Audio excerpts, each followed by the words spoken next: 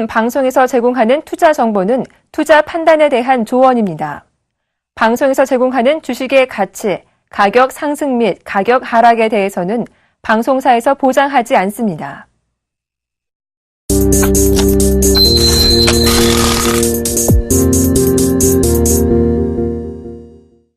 변동성 장에서도 정확하다. 27년 내공의 정확한 시황 분석. 산업별 패러다임과 변곡점 포인트를 족집게처럼 잡아낸다. 양경성 멘토와 함께하는 친절한 기술 분석. 지금 바로 공개됩니다.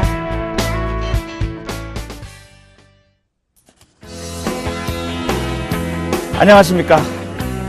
1월 13일 오늘 시장이 화요일이죠. 굉장히 주가가 좀 등락이 굉장히 힘들게 미국 시장이 어제 1%대 가까이 이렇게 이제 하락을 보이면서 글로벌 마켓이 조금 띠뚱띠뚱거리면서 좀 안 좋은 사인이 좀 나왔습니다. 유가도 계속해서 좀 안 좋은 형태로 자꾸 저점을 가다 보니까 글로벌 마켓에서 좀 안 좋은 소식이 들리고, 자, 아침에 주가가 좀 많이 빠졌었습니다. 그래서 한 10포인트 가까이 종합지수 기준으로 밀리다가 그래도 1910선에서는 주가가 이제 하방 경직성을 조금 보이면서 낙폭이 그렇게 크진 않고, 코스피 시장은 3.8포인트, 근데 코스닥 시장도 3.7포인트 하락해서 하락 윤류는 코스닥이 조금 더 많이 밀렸죠. 그러니까 코스닥 같은 경우는 지금 한 9일 동안 급하게 좀 시장이 와가지고 약간 이제 숨고르기를 좀 하는 그런 과정이고, 그 다음에 코스피는 아직도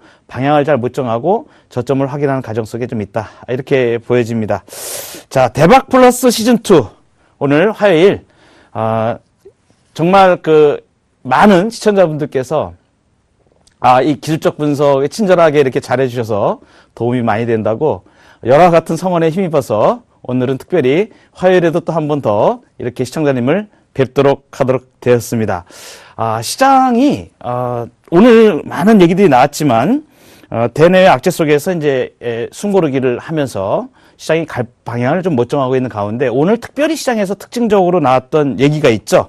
그것은 지배구조 이슈 얘기입니다. 지배구조는 특히 현대차 그룹이 현대글로비스를 팔고 현대모비스 지주체제로 간다는 게 좀 무산되었다. 블록들이 무산되었다 해가지고 현대모비스는 10%가 넘는 강세를 보였고 글로비스는 굉장히 약한 그런 모습을 보이면서 이러한 시장의 분위기가 전반적으로 시장에는 좀 약간의 긍정적인 사인을 좀 보냈던 걸로 보입니다. 그래서 지수가 크게 하락 쪽으로 이렇게 많이 가지는 않고 그래도 낙폭을 조금 좁히는 그런 상태에서 좀 마무리되지 않나. 근데 최근에 특징이 하나 있습니다. 글로벌 우려감이 좀 강하다 보니까 국내 외국인들은 그렇게 매도 물량이 그렇게 많이 나오진 않는데 국내 기관들이 아직까지 꽁꽁 좀 얼어붙어 있습니다. 그래서 오늘도 글로벌 우려 속에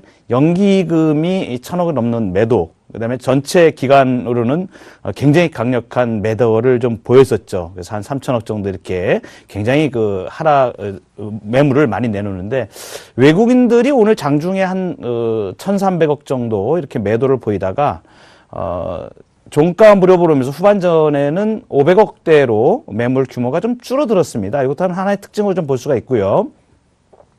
특별히 이제 선물 시장, 이렇게 이제 시장이 좀 거래량이 많이 안 되고 좀 약세 국면을 지속을 할 때 특징이 선물 시장에서 변화가 좀 먼저 일어나는 경우가 많은데 오늘 외국인들은 조금 이례적으로 글로벌 마켓이 조금 불확실함에도 불구하고 선물 시장에서 한 2,500억 정도 넘게 매수를 보였습니다. 장중에는 3,000억 넘게 매수도 보였었는데 어쨌든 간에 선물 시장에서 그렇게 과도한 매도 포지션을 외국인들이 취하지 않는 부분을 봤을 때 1900선을 하회하는 그러한 주가가 나타나기까지는 주가가 악재를 많이 받아왔기 때문에 그렇게 호락호락하지 않다. 아래 방향으로도 주가가 이렇게 많이 빠져 있기 때문에 글로벌 마켓의 어떤 변화라든가, 특별히 중국 시장이 3,000포인트 상해종합지수 기준으로 3,000포인트 위로 올라선 이후에 아시아권 시장에서 그렇게 나쁜 모습은 보이지 않고 있습니다.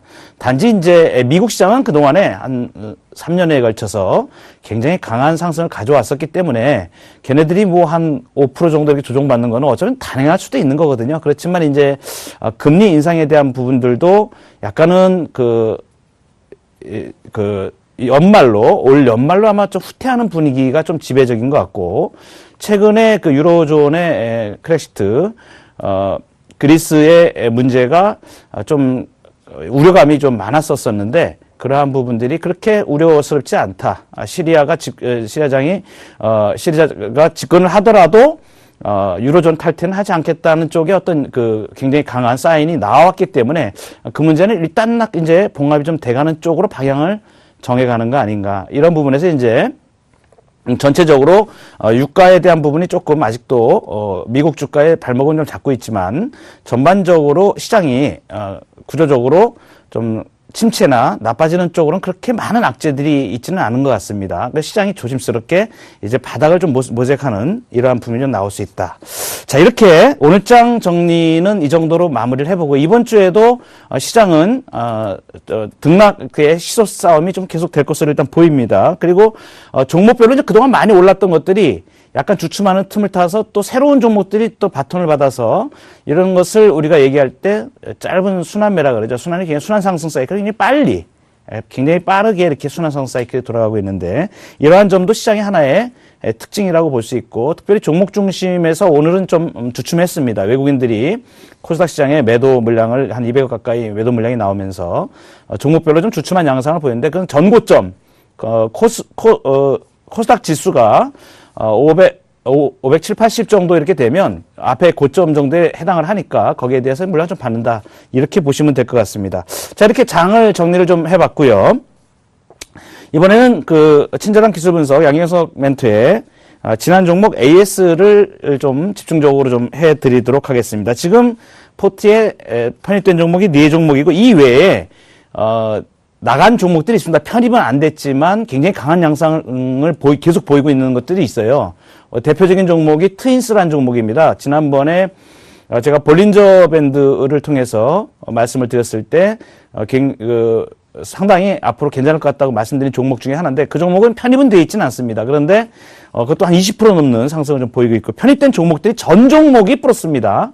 전 종목이 플러스인데 평균 지금 현재 수익률은 좀 낮은 경우도 있고 높은 경우도 있는데, 평균적으로 10%대를 다 넘나드는 수익을 보였었기 때문에 단기 데이 트레이딩 하시는 분들한테도 굉장히 유용한 정보가 되었을 거라고 판단을 합니다. 일단 위닉스를 한번 보도록 할까요? 위닉스 보시면 14,100원에 편입을 했는데요. 목표가는 제가 2만원을 제시를 해드렸었습니다. 그런데 이제 이 종목이 18,250원, 이 차트를 보시면 이게 일봉, 그동안 제가 말씀드린 볼린저 밴드를 여기 그려 넣어 드렸고요. 그 다음에 여기 MACD, 그 다음에 밑에는 지난주에 말씀드렸던 DI 지표를 같이 병행해서 보여드렸습니다.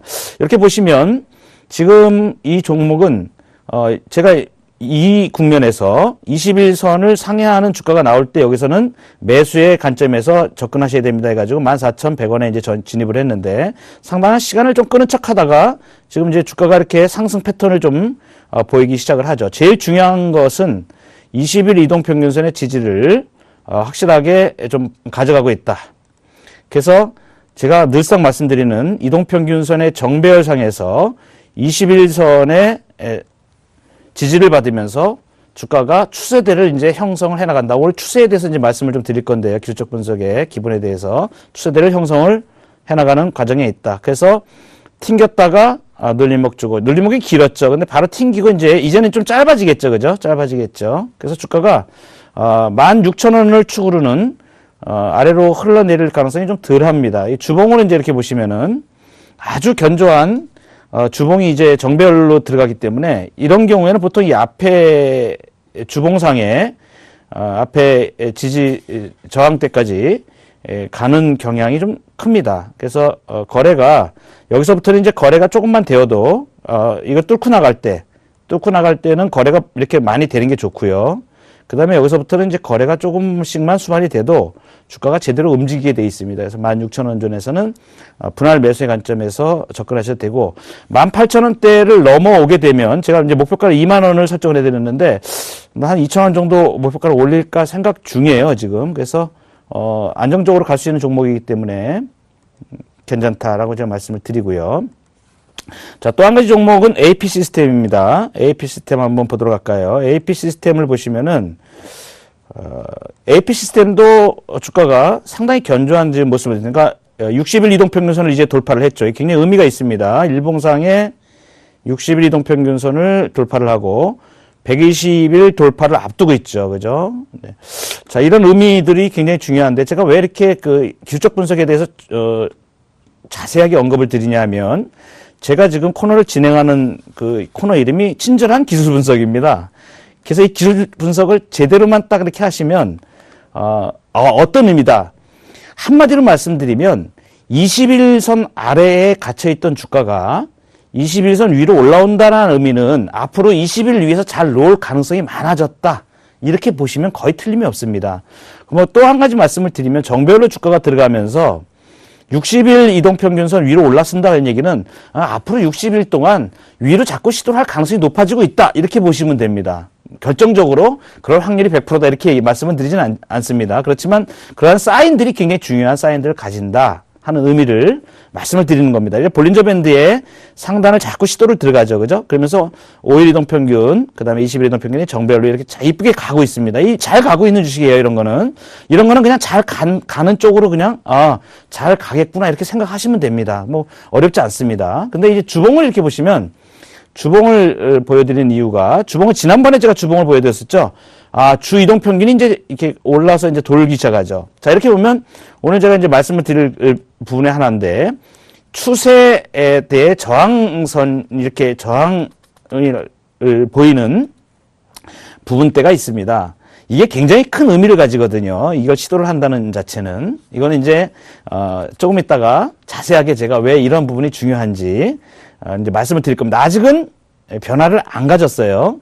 아직은 변화를 안 가졌는데, 그럴 가능성을 보이고 있다는 얘기입니다. 단지, 여기서 딱 보시면, 거래가 조금 더 되면 좋겠다 하는 생각이 들죠. 그죠? 거래는 힘인데, 힘이 아직 축적된 모습은 보이지 않습니다. 만약에 여기서 힘이 축적이 되는 모습이 거래가 빵 이렇게 세워 나오는, 이런 정도의 거래가 서 나오는 양상이 보이면 주가는 이만큼 가 있게 됩니다. 이만큼 이렇게 가게 돼 있어요. 그러니까, 이 거래 양상을 잘 봐야 되겠죠. 그래서 일거래를 이렇게 보시면은, 거래는 힘이라고 제가 말씀을 드리는데, 일봉상에 이렇게 힘바를 보면 아직, 힘이 이렇게 많이 축적이 되진 않았죠. 이렇게 거래 양상이. 그죠? 그러다 보니까 어떻습니까? 주가도 똑같습니다. 주가도 아주 급하게 움직이거나 이러질 않죠. 그래서 느긋느긋하게 움직입니다. 이런 종목은. 그래서 물량 소화 손 바꿔가면서 흔들었다가 또 살짝 올려놨다. 근데 어떻습니까? 저점이 점점 높아지겠죠. 그래서 이런 종목은, 조금씩 너무 급하게 생각하지 마시고, 잘 간다. 이렇게 가는데 어떤 변화가 크게 났다. 특히 거래를 집중적으로 잘 보실 필요가 있다. 이렇게 좀 말씀을 드릴 수 있겠습니다. 다음 종목을 한번 보시면은 MPK입니다. 네, MPK. 이 주가는 굉장히 제가, 방송에 내보내고 난 이후에 상당히 강한, 액션을 좀 보이고 있어요. 보였다가, 이거 좀, 소위 등락이 좀 급하게 좀 이루어지고 있습니다. 이거 좀 크게 보여드리면, 이게 일봉인데 지금. 이렇게 되죠. 자, 크게 보여드릴게요. 일봉 이렇게 보니까 굉장히 크죠. 그죠? 4,000원을 놓고 4,000원을 강하게 돌파를, 제가 요 정도 3,660원 이 정도 가격에서 제가 매수 추천을 드렸는데, 이 위에서 잘 4,000원대로 시도를 들어갔다가 확 또 흔들어가지고, 네, 한 7, 8%가 움직이다가 롤링을 이렇게 하고 있죠. 그죠? 근데 21선의 지지가 일단 된다고 봅니다. 기업 내용은 제가 다 말씀을 드렸기 때문에, 지금은 AS이기 때문에 기업 내용은 따로 더 이상 말씀을 제가 드리지 않겠습니다. 미스터 피자, 중국 진출, 네. 주봉 보십시오, 주봉. 주봉에다가 큰 비중을 좀 실어 놓으시는 게 좋습니다. 주봉을 보시고 좀 가셔가시면 될 것 같고, 이 주봉상에 봤을 때 지금 오늘 흔들린 가격, 이 가격 밑으로는 잘 안 갈 겁니다. 3,700원 전이기 때문에 다시 이제 오늘 5% 빠져가지고 또 살 때 됐죠, 그죠? 데이 트레이딩 하시는 분한테는 아주 좋은 종목들이에요, 이런 종목이죠. 뭐 7, 8% 수익 내고 다시 꺾어놨다가 또 들어가면 또 먹고, 그죠? 왜냐면 21선에서 지지가 되는 종목이기 때문에 이런 경우를 보시면은 61선이 지금 여기 흘러내린 61선이 여기거든요. 여기면 21선이 여기이기 때문에 61, 21 이 밑으로 갈 가능성이 적은 주식입니다. 또 오늘 이렇게 흔들어서 주가가 좀 하락을 해주면은 또 매수를 노려볼 그런 타이밍이 또 왔다. 이렇게 말씀드릴 수 있겠습니다. 그래서 주봉상에 이런 한 주 동안 이런 흐름은 좋은 또 매수 타이밍이다. 일봉으로 봤을 때는. 그렇게 해서 일단 계속 매매권에 있는 종목이다. 이렇게 말씀을 드릴 수 있겠고요. SFC 이제 네 종목 중에 편입된 네 종목 중에 마지막 종목 SFC 말씀드리겠습니다. SFC 이 쇼를 좀 했어요. 제가 지난 금요일 날 말씀을 드렸는데 월요일 날 어제 주가가 급등을 해가지고 10% 장중에 13%까지 올라가더라고요. 그래서 2,700원을 찍고 주가가 밀려 거래가 확실히 일어났어요. 어제 거래가 확 됐죠, 그죠? 그래가지고 오늘 이제 좀 다시 약간 하락을 해서 2,445원 오늘은 마이너스를 내놨는데 어제 급등을 했다가 상당 부분을 다시 밀었습니다. 뭐 데이 트레이딩 하시는 분들이 많이 응용을 하시는 것 같아요. 근데 이런 현상은 나쁜 현상이 아닙니다. 괜찮은 현상입니다. 왜냐하면 그동안에 지쳐있던 물량들이 한번 이제 많이 지쳤고 최근에 일봉상에 싼 데서 이제 저점에서 매수에 들어왔던 세력들이 단기간에 수익이 한 15% 정도 나면 굉장히 큰 수익 아닙니까? 그죠? 그러니까 그러한 물량이 좀 일시적으로 나올 수가 있기 때문에 제가 시간적으로 이제 액티브하게 발빠른 매매를 한다면 장중에도 저희도 매매하고 당연히 10% 이상이면 이익 실현하고 또 다시 보면 되겠죠. 그죠? 예, 그렇지만 그런 것까지 방송에서 일일이 다 말씀을 드릴 수가 없기 때문에 주가 흐름만 보고 상당히 이렇게 방송에서 나간 종목들이 이렇게 아주 발빠르게 잘 움직인다 하는 부분을 보시면 제가 말씀드린 종목들이 앞으로 관심을 갖고 또 이렇게 매매에 임하시면 좋은 수익을 날 수가 있습니다. 그래서 주봉상에서도 SFC는 아직까지도 제가 3,000원 정도의 목표가를 말씀을 드렸는데 아직도 괜찮은 부분이니까 또 좀 약간 조정을 받으면 분할해서 또 저가 매수에 임하시면 뭐 이 가격존에서 크게 후퇴할 자리는 없습니다. 그렇게 보시면 될 것 같고요. 자, 이렇게 해서 이제 지난주 공략주들까지 AS를 다 진행해 봤습니다. 자, 양희영상 멘토와 함께하는 대박 플러스 시즌2 친절한 기술 분석 이제 본격적으로 시작하도록 하겠습니다.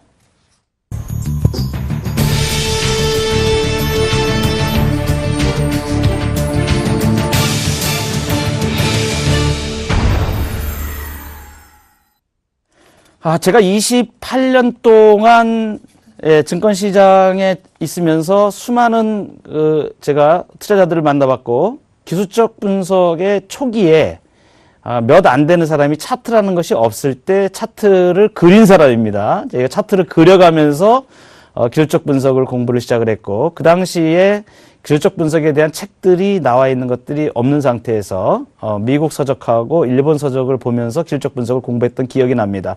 28년여 전입니다. 그 이후에 컴퓨터 시스템이 많이 발전을 하면서 286을 거쳐서 386, 486 이제는 모바일 시대로 들어섰죠. 그래서 어느 분들이든지 투자를 하시는 분들이면 웬만큼 차트는 다 접해보시고 이 부분은 그냥 나도 한마디는 할 수 있어 라는 부분들을 많은 분들이 말씀을 하십니다. 그렇지만 저는 이렇게 꼭 말씀을 드립니다.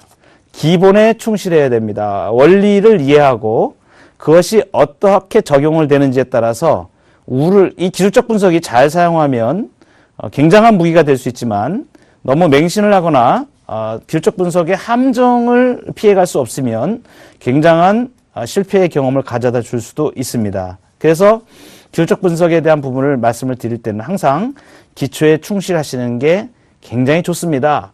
그래서 기본도 모르면서 응용을 하겠다 이건 아니죠, 그죠? 네, 그래서 항상 이제 기술적 분석을 저도 기술적 분석이든 산업 분석이든 기본적 분석이든 뭐 기업의 내재 가치든 펀더멘탈 분석이든 뭐 안 해본 게 있겠습니까? 저도 28년 동안 증권시장에서 굉장히 많은 분석을 해왔지만 가장 중요한 것은 가장 신뢰도를 높여갈 수 있는 방법들을 경험을 통해서 또 축적을 하고 그것을 응용하는 방법을 사용하는 것일 겁니다. 그래서 제가 꼭 기술적 분석 말씀드릴 때 기초적인 것에 좀 집중을 해보시자고 제가 말씀을 드립니다. 오늘은 특별히 기술적 분석의 아주 기본적인 원리들을 왜 그런지 그런데 제가 말씀드리는 부분은 28년 동안 기술적 분석을 해온 분이 말씀드리는 것은 다른 일반적인 분들이 말씀하는 거하고 좀 차이가 많이 날 겁니다. 핵심이 좀 다릅니다. 그리고 왜 제가 강조점을 별표를 말씀을 드릴 때는 그것이 왜 중요한지 나중에 또 입증을 해드립니다. 경험적으로 입증을 해드리고 주가에 또 적용을 시킬 때 그걸 분명히 말씀을 드리게 되죠. 자, 오늘은 기술적 분석의 기초에 대해서 몇 가지 아주 중요한 것들만 모아서 핵심적으로 3가지 정도 요약을 해봤는데, 자, 첫 번째로 지지와 저항에 대해서 한번 살펴보도록 하겠습니다. 가장 중요한 우리가 원리라고 하는 지지와 저항인데, 자, 저항이라는 것은 주가가 움직이다 보니까 주가가 막 잘 가다가 어느 정도까지만 주가가 오면 주가가 다시 떨어지더라. 또 어느 정도까지 또 어디 있다가 어느 정도 왔는데 이 정도 수준에서 또 주가가 자꾸 되밀리고 여기만 오면 자꾸 주가 되밀리더라. 어떤 일정한 가격 수준. 여기만 오면 주가가 자꾸 빠져 떨어져요. 이 얘기는 뭡니까? 보이진 않지만 요때는 어디선가 모르게 팔려고 하는 세력이 존재를 하고 있다는 얘기입니다. 여기 보고 있다가 주식이 이만큼 올라오면 올라왔어? 이제 수익 실현해야지 하고 또 수익을 딱 실현시킵니다. 또 올라왔어? 그럼 또 이렇게 수익을 실현시켜요. 그래서 이 어느 정도 수준만 되면 주가가 더 이상 못 올라가고 자꾸 떨어지려고 자꾸 그럽니다. 이러한 일련의 주가 수준. 요러한 주가 수준을 한 번, 2번, 3번, 뭐 10번이 될 수도 있겠고요. 5번이 될 수도 있겠고, 이렇게 되어지는 수준을 갖다가 쭉 이었을 때, 이것을 갖다가 저항선이라고 얘기를 합니다. 자, 그 다음에 지지선은, 반대로 주가가 쭉 떨어지다가 어느 정도 시점만 되면 주가가 또 튕겨서 올라오고, 또 떨어지다가 어느 시점만 되면 또 튕겨져 올라오고, 또 어느 시점만 되면 또 튕겨져 올라오고, 이렇게 어느 시점만 되면 주가가 그 밑으로 하락하려고 하지 않고 자꾸 올라옵니다. 자, 이렇게 됐을 때 이러한 일정한 더 이상 하락하지 않으려고 하는 이 일정한 수준을 지지선이라고 얘기합니다. 자, 지금은 제가 어떻게 말씀을 드렸냐면 이렇게 수평선에서 어디 점을 이렇게 일정 수준을 갖다가 이렇게 똑같이 일률적으로 정했습니다. 그런데 이렇게 나타나지 않고 이렇게 나타날 수도 있습니다. 주가가 올라가는 추세에 있음에도 올라가는 쪽으로 방향을 잡고 있어 각도를 가지고 있으면서 여기만 오면은 들고 나오고 여기만 오면 들고 나오고 여기만 오면 들고 나오고 이렇게 들어갈 수가 있어요. 이렇게 지지선이 우상향으로 이렇게 그려질 수도 있다. 마찬가지로 저항선도 어디만 수준만 가면 또 이렇게 떨어지고 어느 수준만 들어가면 또 떨어지고 어느 수준만 들어가면 또 떨어지더라. 이렇게 각도를 가지면서 지지선이 형성이 될 수도 있다. 자, 일반적으로 저항과 지지의 개념은 상승 쪽에서 정률로 얘기합니다. 정률로 얘기하는 상승 쪽에 정률로 얘기한다는 의미는 뭐냐면 이렇게 상승 추세를 그릴 때 지지와 저항선의 개념이 잘 맞더라 하는 얘기입니다. 잘 맞더라. 그런데 이렇게 될 때는 얘기가 좀 다릅니다. 떨어질 때 우하향으로 저항선과 지지선을 잘 얘기하지는 않습니다. 왜냐하면 주가가 떨어지는 것은 굉장히 각도가 일반적이지 않고 시황에 따라서 다 다를 수가 있고요. 주가마다 다를 수가 있기 때문에 일반적이지는 않다. 그냥 참고적으로 볼 수는 있지만 일반적이지는 않다. 그래서 저항과 지지의 개념은 보통 근데 이제 하락하는 과정에서는 이제 저항선의 개념이 맞는 경우가 많습니다. 이것도 하나의 참고로 보시면 될 것 같고요. 굉장히 중요한 내용을 제가 이제 말씀을 드리려고 그러는데 이 지지와 저항의 원리에서 굉장히 중요한 것이 뭐냐면 이 강도가 얼마나 되느냐 하는 겁니다. 그 신뢰도를 얼만큼 줄 수 있느냐 하는 걸 따져줘야 되는데 이 지지와 저항의 강도는 몇 가지가 있습니다. 첫 번째는 기간입니다. 기간. 기간이 길수록 그 강도가 셉니다. 자, 이 얘기입니다. 이렇게 저항선이 생겼는데 이게 두 개입니다. 두 개. 두 개를 이어서 이렇게 저항선을 만들면 이 신뢰도는 두 개짜리 신뢰도겠죠. 그런데 그 다음번에도 또 와가지고 또 주가가 이렇게 고기만 가면 밀려요. 그 다음에 네 번째도 또 밀렸어. 그럼 어떻게 됩니까? 이게 자꾸 콘크리트 벽을 치는 거예요. 콘크리트 벽을. 그러니까 이 기간이 하나, 둘, 그죠? 기간이 길수록 이 강도가 세지는 겁니다. 그러면 어떻게 되면 인식이 어떻게 됩니까? 사람들의 인식이. 여기만 가면 얘는 주가가 밀려요. 여기만 가면. 이렇게 되는 겁니다. 그죠? 그래서 기간이 길수록 그 강도가 세다. 그 다음에 거래량이 많을수록 강도가 세다. 자, 여기서 올라갔는데 거래량을 보니까 여기 거래가 좀 이따 보여드릴 겁니다. 거래가 많이 거래시키고서는 착 밀렸어요. 또 그 다음에 거래가 됐는데 여기서 거래가 자자자 되다가 거래가 확 됐는데 여기서 또 실패했어. 여기서 또 실패해. 이렇게 거래가 많을수록 강도가 그 저항의 강도가 세다. 반대로 지지는 마찬가지로 지지도 또 동일합니다. 그 다음에 최근의 상황일수록 강도가 세다. 자, 비중을 어디다 두느냐? 최근 상황에 둔다 하는 얘기입니다. 최근 상황에. 시간이 최근에 그 지지와 저항이 예전에 아주 오래전에 그 저항선으로 작용했던 것이 최근에 이게 뚫고 나갔어요. 최근에 주가가 이렇게 뚫고 나갔습니다. 그러면은 얘네들은 의미들을 상실하게 됩니다. 아주 오래했던 것들은 이제 의미를 좀 상실해 간다. 그래서 최근 것에다가 비중을 더 많이 둔다 하는 의미가 있겠습니다. 굉장히 중요한 내용입니다. 이 내용이 지지와 저항에서는 아주 핵심적인 내용입니다. 이것을 꼭 기억을 해 놓으시고 제가 일단 이제 중간중간에 차트를 설명을 드릴 때 이 부분을 또 말씀을 드릴 겁니다. 그 다음에 이제 전환된다는 얘기입니다. 전환된다. 지지와 저항은 한번 정해지면 영원히 존재하는 것이 아니고 이전 수준이 극복이 되면 지지는 저항으로, 저항은 지지로 전환이 되는 겁니다.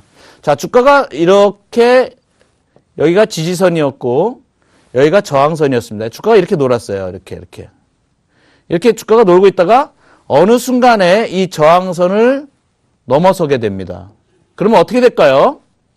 네, 그러면 얘는 이제는 다시 주가가 떨어져도 이 밑으로 잘 안 가는 성질을 가지게 됩니다. 그래서 얘가 이제는 지지선으로 바뀌는 겁니다. 저항선이었는데. 그죠? 반대로 주가가 이렇게 지지선이 있었는데 잘 이 안에서 주가가 놀다가 어느 순간에 뭔 일이 있어가지고 주가가 이렇게 떨어지는 경우가 있습니다. 그러면 지지선을 돌파해가지고 하락 쪽으로 이렇게 내려오게 되겠죠. 자, 이렇게 되었을 때 얘는 더 이상 이제 지지선의 역할을 못하게 되는 겁니다. 전환된다 그래서 얘는 이제 앞으로 저항선으로 이제 주가가 다시 올라와도 이 지지선에서 잘 못 움직여요. 이런 경우가 주가에서 일반적으로 많이 있다.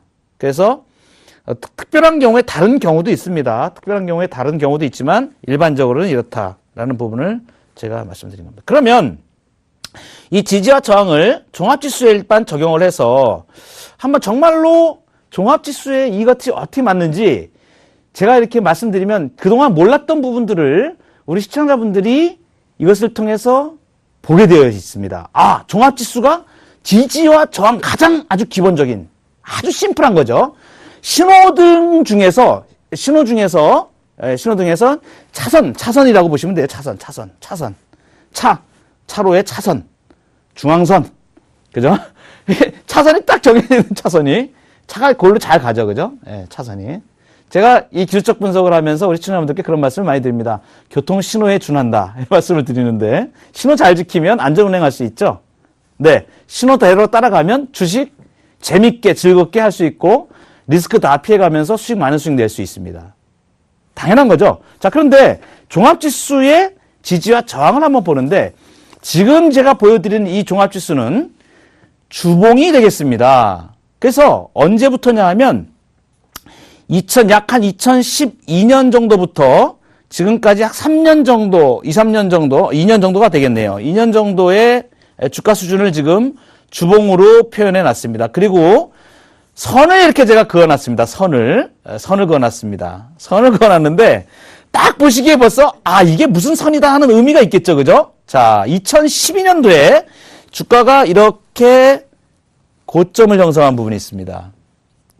자, 그 이후에 주가가 근처에만 오면 다시 되밀리고, 그 근처에만 오면 되밀리고, 그 근처에만 오면 되밀리고 하는 현상을 계속 반복을 합니다. 그리고 그 다음에도 또 여지없이 또 반복을 합니다. 여기는 좀 뚫고 나가나 싶었는데 여기서도 마찬가지로 또 좀 특이한 현상이 나타났죠. 이것들 설명을 제가 드릴 거예요. 자, 이렇게 이거는 지금 한 개의 종목이 아닙니다. 종목이 아니고 전체 시장 전체를 묶어서 얘기하는 겁니다. 그러니까 이게 시장 전체의 지지와 저항선을 지금 말씀을 드리는 겁니다. 그러면 이 안에 있게 될 확률이 굉장히 많아지는 거죠. 그죠? 주가가. 그걸 제가 말씀드리려고 그러는 거예요.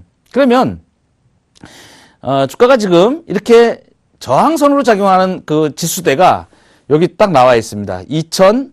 2050포인트. 이렇게 나와 있습니다. 여기서도 딱 부딪히고, 그 다음에, 그죠? 몇 번에 걸쳐서. 하나, 둘, 셋, 넷, 다섯, 여섯, 이렇게.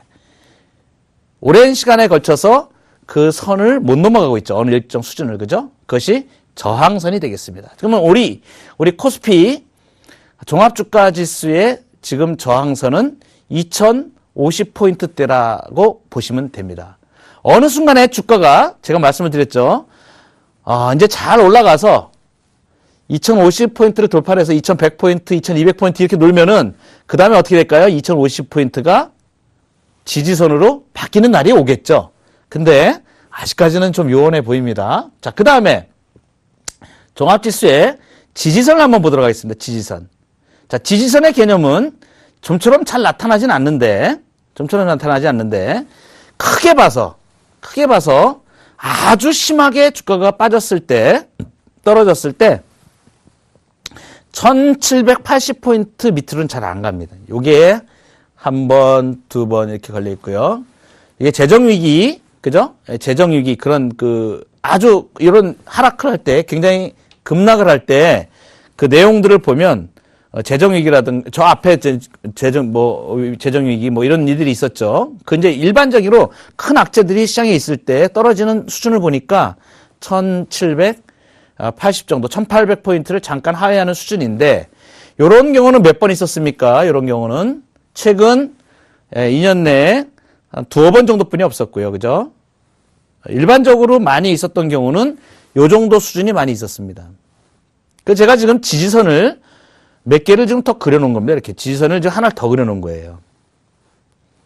왜 이렇게 이게 보시기 편하시게 제가 이제 말씀을 드리라고 여기서 제가 이렇게 시작을 했죠. 여기서 시작한 거는 아주 큰 박스를 지지와 저항대를 보는 거고, 그 다음에 여기서 봤을 때는 주가가 이 수준 밑으로 잘 안 갑니다. 이게 1850선, 1870선 정도 되네요. 1870선 정도 밑으로 주가가 잘 안 가려고 그럽니다. 이번에도, 지난주에 주가가 급락을 했을 때, 떨어졌다가 급반등이 나왔는데, 지난주에. 그때도 주가가 1870선을 하회하지를 않았습니다. 굉장히 의미가 있는 겁니다. 이 지지선이. 그래서 하락에 대한 지지선은 많은 의미를 부여하기는 그렇게 아직까지, 왜냐하면 정률이 없죠. 그죠? 일반적인. 왜냐하면 악재에 따라서 달라지기 때문에. 그렇지만 일반적으로 봤을 때 보통 큰 악재에 주가가 반영을 시켰을 때 어느 정도까지 떨어지더라 하는 것을 통계적으로 좀 보여주고 있는 겁니다. 자, 이렇게 되고, 아까 제가 이론적으로 말씀을 드렸을 때 이 기간이 길수록 강도가 세다 그랬죠. 자, 그러면 이게 지금 저항선이 2년여에 걸쳐서 형성이 된 겁니다. 2년여에 걸쳐서 형성이 됐으니까 좀처럼 이게 넘어가기가 쉽지가 않겠죠. 그죠? 이게 2년에 걸쳐서 굉장히 신뢰도가 높다는 얘기입니다. 신뢰도가. 그 다음에 여기도 마찬가지로 2년에 걸쳐서 지지선이 어느 정도 형성이 됐기 때문에 이게 주가의 앞으로의 향배를 가늠할 수 있는 부분이 되겠고요. 그 다음에 또 하나 특징적으로 보신다면 이렇게 저항선을 형성을 할 때 거래량을 한번 보시죠. 거래량을. 이 거래량을 보시면 그 다음 거래도 거래가 이 앞에 거래보다 거래가 많이 되었는데 주가 수준은 그거보다 못 미쳤죠. 그죠? 그리고 나서 이 거래를 보시죠. 그 이상의 거래가 한 번도 나온 적이 없습니다. 이게 뭡니까? 지금 이 안에 갇혀가지고 주가가 계속 놀고 있다는 얘기예요. 이제 이 앞에 거래보다 약간 거래가 더 된 국면이 있습니다. 이것이 작년 7월달 상황이었습니다. 이때 넘어가는 거 아닌가라고 많은 사람들이 얘기를 했었어요. 그죠? 그래서 요게 왜 못 넘어갔는지 이제 요걸 이유를 또 이제 설명을 드리게 됩니다. 이것을 갖다가 완전하게 주가가 이 저항선을 뚫었느냐 안 뚫었느냐라는 의미를 얘기를 할 때 정말로 이게 저항선을 뚫고 나갔는지 아닌지를 모르지 않습니까? 이런 건 일반적인 또 법칙들이 있습니다. 그 부분에 대해서 한번 설명을 좀 드리도록 하겠습니다. 자, 이제 이 지지와 저항을 연결을 해서 추세를 형성을 하게 되는데 추세선에 대한 부분을 이제 언급을 좀 드리려고 합니다. 자, 추세라는 것은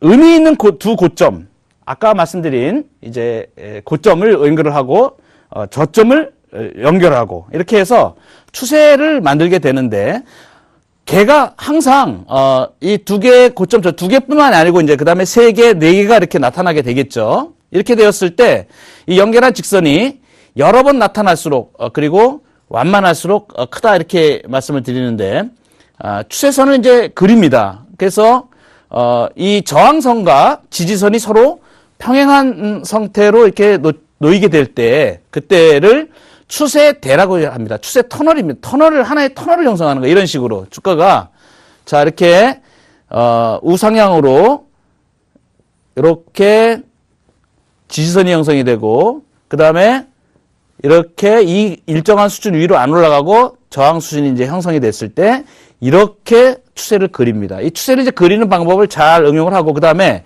추세가 존재를 하는데 추세대가 어느 정도로 가는지 이게 굉장히 중요하고요. 그 다음에 각도. 자, 추세가 이렇게 완만하게 각도가 이렇게 형성이 되면 이거하고 각도가 아주 급하게 되는 거하고 어느 게 신뢰도가 높을까요? 네, 완만할수록 신뢰도가 더 높습니다. 완만할수록. 네, 이렇게 급하게 된 건 언제 다른 추세를 이탈하는 현상이 나타날지 모른다는 얘기죠. 그죠? 자, 이렇게 추세를 논할 수가 있는데, 추세대를 형성을 하게 되면, 추세대는, 확률 구간입니다. 그것도 이제 볼린저 밴드와 같이 병행해서 사용하시면 굉장한 의미를 좀 가질 수가 있고요. 자, 추세가 전환되는 것을 얘기하는 거는 긴 음선 또는 양선을 그리면서 추세를 이탈할 때. 그 다음에, 아까 말씀드렸죠? 아까 주봉, 좀 전에 보시면은 주봉을 봤을 때, 여기서 이탈하는 현상이 좀 나왔었죠. 그죠? 나왔는데, 이건 넘어간 거 아닙니까? 이거 저항선을 뚫고 나간 거 아닙니까? 이렇게 말씀하시는 분들이 꽤 많았었는데, 저는 아닙니다. 좀 더 지켜봐야 됩니다. 라고 얘기를 했었어요. 근데 이게 일반적으로 우리가 어떤 룰을 사용을 하냐면, 좀 전에 제가 말씀을 드린 이 부분입니다. 바로, 3% 또는 5% 일정 비율 이상 추세를 이탈을 해야 그것이 확인되어지는 겁니다. 기술적 분석에서. 그래서, 이게 저항선을 뚫고 나갈 것이다라는 건 없습니다. 나갈 것이다, 가는 기술적 분석에서 나갈 것이다라고 예측을 해가지고 여기다 몰빵을 지른다. 이런 게 아닙니다. 왜냐하면 충분히 기술적 분석은 항상 사후적이기 때문에 충분하게 검증을 해서 그것이 뚫고 나가는지를 확인해야 되는데 일반적으로 보니까 3%. 일반적으로 최소한 한 3% 정도가 이탈이 비율이 그 정도 이탈되었느냐 하는 부분을 체크를 해야 되고요. 또 하나는 뭐냐면 기간. 일정 기간. 이거는 이제 3일 또는 5일 제가 이렇게 말씀드렸는데 주봉에서는 3주 또는 5주가 될 거고요. 일봉에서는 3일 또는 5일 이렇게 되는데 20일 중에서 5일이라든지 이런 식으로 일정한 기간 요건을 충족을 한 상태에서 이탈이 유지가 되었느냐. 이걸 잘 봐야 됩니다. 그래서 이 지지와 저항의 의미, 추세선에서 추세의 전환을 논할 때는 반드시 이 비율과 그 다음에 기간 또 하나 참고로 보셔야 될 게 거래량입니다. 거래량. 거래량의 수반. 이것이 확인이 되어야 귤적 분석에서 추세 전환으로 얘기를 합니다. 자, 그러면 자, 다음으로 넘어가서 이 추세를 한번 그려보도록 하겠습니다. 일봉상에 제가 이제 추세를 그렸는데 잘 그린 추세가 이제 선명하게 종합지수 이제 일봉입니다. 종합지수 일봉인데 자, 이번에 일봉을 제가 좀 크게 그려놨어요. 크게 그려놔서 지난 1월 달부터 지난 3월 달부터 주가가 이렇게 좀 움직이는 어떤 그 부분들을 이렇게 나타내 있습니다. 그러면 어느 주가 수준 이하로 잘 안 떨어지려고 하죠. 이렇게 이렇습니다. 이럴 때 지지선의 역할을 하게 되고요. 그 다음에 어느 주가 수준 이상으로 잘 못 올라가죠. 자, 이걸 저항선이라고 얘기를 했습니다. 그래서 지지와 저항선을 추세를 갖다 형성을 해서 추세의 터널을 형성을 하고 있었습니다. 그러다가 추세가 전환이 되는데 여기서 추세의 전환이 일어났습니다. 여기 이 부분요. 추세의 전환이 일어난 것은 자, 상승으로 잘 가던 추세가 하락으로 전환됐다는 것을 의미합니다. 이때 나타나는 현상, 그래서 긴 음봉이 나타나면서 주가가 추세를 갖다가 무너뜨리죠. 그러면서 상승 추세가 끝난 겁니다. 그러니까 당연히 주가가 큰 폭으로 하락을 경험을 하고 그 다음에 반등이 나타나서 제가 이 밑에를 좀 안 그려놨습니다. 하락에서는 보통 지수상에서 하락의 이 각도를 잡을 때 보통 그 45도 정도 이렇게 뭐 좀 다른 경우가 있지만 일반적으로 주가 45도에서는 상당히 그 정측이 통하는데 이랬을 때 지금 주가가 반등이 나온 국면이 이때 처음입니다. 여기 부딪힌 구간이. 그리고선 주가가 이 위로 지금 다시 못 오고 있어요. 자, 이 얘기는 뭡니까? 아직까지는 이러한 하락의 추세 이걸 저항이라고 볼 수 있겠죠. 그죠? 추세의 저항선을 지금 못 넘어가고 있다. 다시 오면 또 무슨 문제가 벌어지겠죠. 그죠? 예측을 할 수가 있습니다. 그런데 조심해야 될 거는 하락에서는 추세대를 갖다가 이렇게 그리지는 않습니다. 일반적으로. 그냥 왜냐하면 하락은 특이한 경우에 악재를 반영을 시키기 때문에 정칙보다는 불규칙 바운드가 좀 많다라고 볼 수가 있기 때문입니다. 그래서 일봉상에 지금 제가 종합지수의 추세선을 지금 말씀을 드린 겁니다. 자, 그 다음에 자, 이제 세 번째로 시장에서 많이 등장하는 갭에 대해서 설명을 좀 드리고자 합니다. 자, 이제 지지와 저항 그리고 추세 선을 그리는 방법, 추세대, 그 다음에 추세의 전환에 대해서 말씀을 드렸고요. 이제 갭이 나오는데 갭은 시장에서 주가에서 상당히 많이 나타납니다. 네 가지로 갭은 요약을 할 수가 있는데 일반적으로 주가가 추세대 안에서 특별한 의미를 부여하지 않는 갭이 나타날 수가 있습니다. 그 왜 그러냐면 우리 같은 경우는 이제 일봉을 사용을 하는데 외국 시장에 따라 가지고 갑자기 주가가 어떤 변동이 나타날 때 아침에 갭 상승하는 경우가 많이 나타나고요. 그다음에 또 갭 하락하는 경우가 빈번하게 나타납니다. 그런 경우는 일반 보통 갭으로 모형 형성 과정의 첫 단계에서 나타나는 이런 갭, 이것은 뭐 크게 의미를 두지 않는다. 그냥 보통 갭이다. 요 앞에 점 전에서 보시면 갭이 이렇게 많이 나타나죠. 이렇게 주가가 이렇게 갑자기 이상한 현상이 퐁 떠가지고 막 이렇게 나타나는 거, 갑자기 탁 이렇게 비면서 하락을 하고 이런 경우를 갭이라고 얘기를 하는데 이런 경우가 이제 보통 갭에 속해 있습니다. 일반 모형 형성 과정에서 빈번하게 자주 나타나는 이런 갭들은 그냥 보통 갭의 의미다라고 보시면 되겠고요. 그 다음에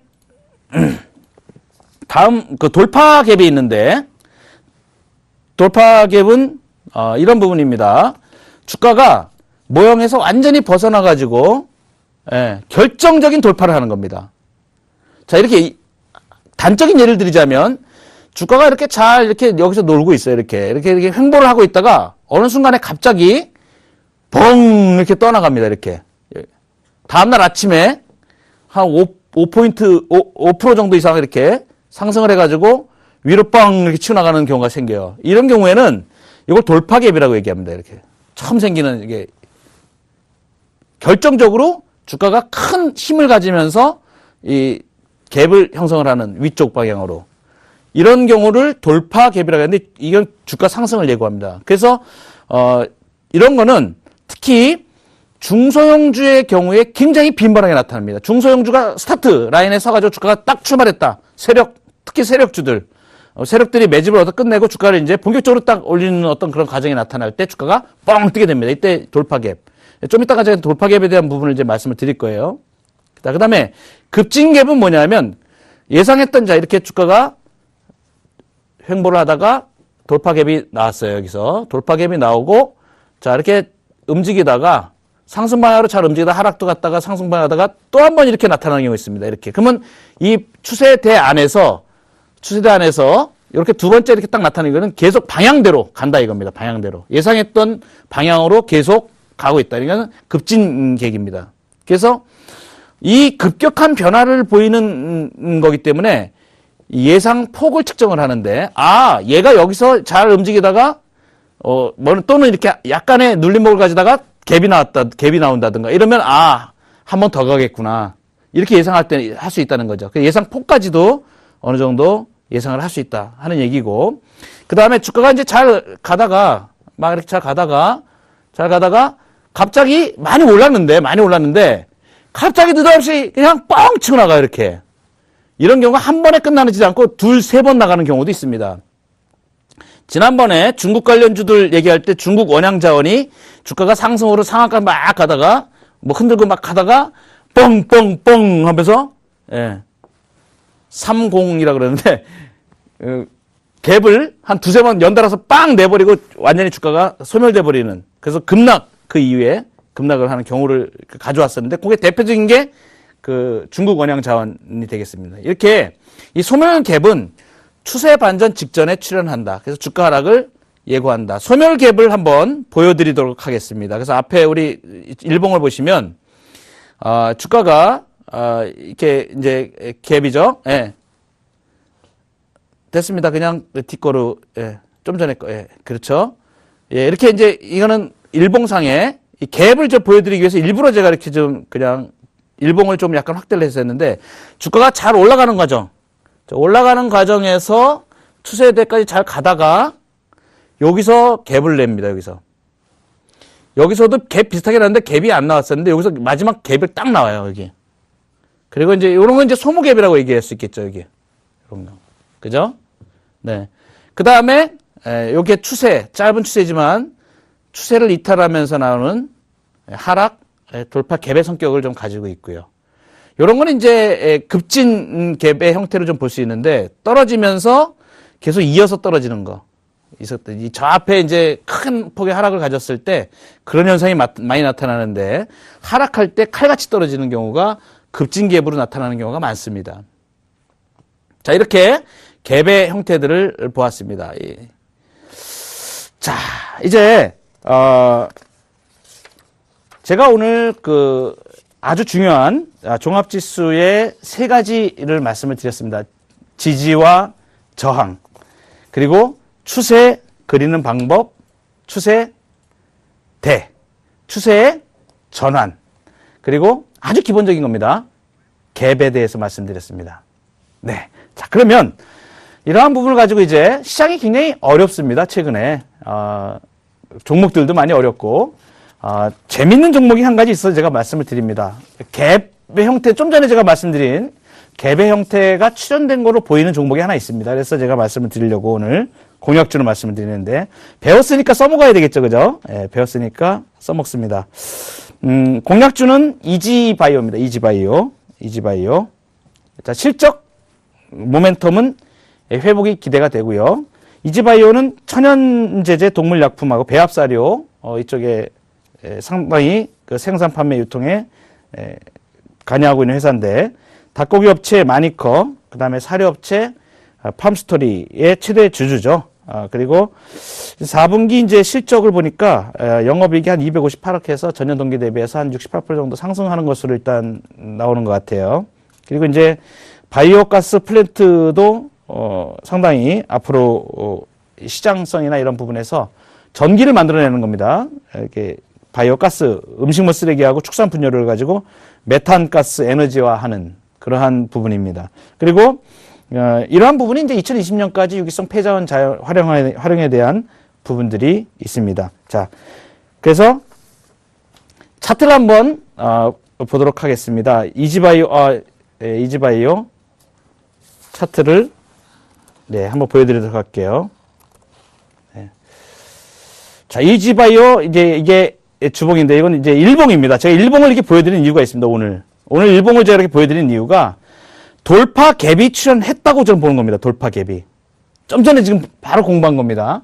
돌파 갭이 출현됐다고 보입니다. 일단 수직 계열화 성장성도 있고 그 다음에 기본 재료도 있는데 돌파 갭이 나왔습니다. 그래서 어제 굉장히 강한 양상을 좀 보였었습니다. 그리고 이제 오늘 약간 접어주고 있죠. 자, 요런 얘기는 뭐냐면 앞으로 잘 갈 것입니다. 5일 이동평균선에서 매수하자는 얘기입니다. 5일 이동평균선에서. 그래서 매수 가격은 5,700원. 목표가는 제가 좀 주봉을 보고 말씀드릴게요. 주봉. 예.